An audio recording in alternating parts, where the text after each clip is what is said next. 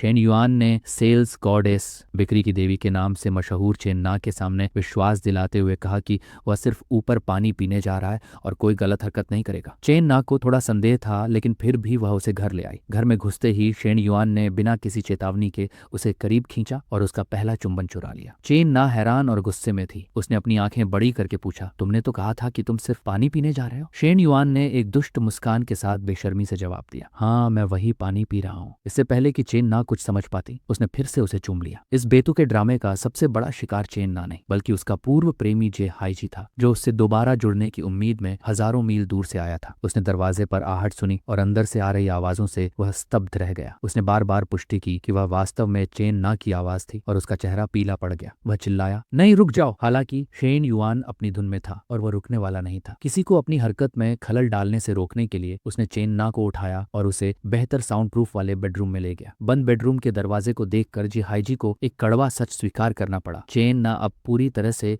Shane yuan की हो चुकी है। शेन युआन न केवल उस सुख का आनंद ले रहा था जिसका उसने कभी सपना भी नहीं देखा था, बल्कि उसे हर सुबह चेन ना द्वारा तैयार किया गया प्यार भरा नाश्ता भी मिलता था। लेकिन शेन युआन लालची था। वह इतने में ही संतुष्ट नहीं था। उसने अधिक उच्च गुणवत्ता वाले महिला संसाधनों को विकसित करने और अपने बड़े विला में पार्टियों की योजना बनाई ताकि वह एक राजा जैसा जीवन जी सके। हालांकि अपने इस महान लक्ष्य को पूरा करने से पहले उसने चेन ना को 100 वर्ग मीटर से अधिक का घर उपहार में देने का फैसला किया। ऐसा नहीं है कि वह बहुत उदार था, बल्कि इसलिए क्योंकि उसके सिस्टम ने उसे चेन ना के लिए घर खरीदने का काम दिया था। इस कार्य को पूरा करने से न केवल दोगुना रिफंड मिलता, बल्कि एक रहस्यमय घर का इनाम भी मिलता। शेन युआन तुरंत चेन ना को सेल्स ऑफिस ले गया और बिना देर किए खरीदारी का अनुबंध साइन कर दिया। जब चेन ना की सहेलियों को इस बारे में पता चला तो वे हैरान रह गई। भगवान, 3 मिलियन का घर और प्रॉपर्टी के कागजों पर सिर्फ चेन ना का नाम। वे उससे ईर्ष्या करने लगी, लेकिन उन्हें अंदाजा भी नहीं था कि असली विजेता शेन युआन है। उसने अपने फोन पर बैंक खाते में पैसे आते देखे और एक चालाक मुस्कान बिखेर दी। इसके तुरंत बाद सिस्टम ने दूसरा इनाम दिया। शेन युआन ने देखा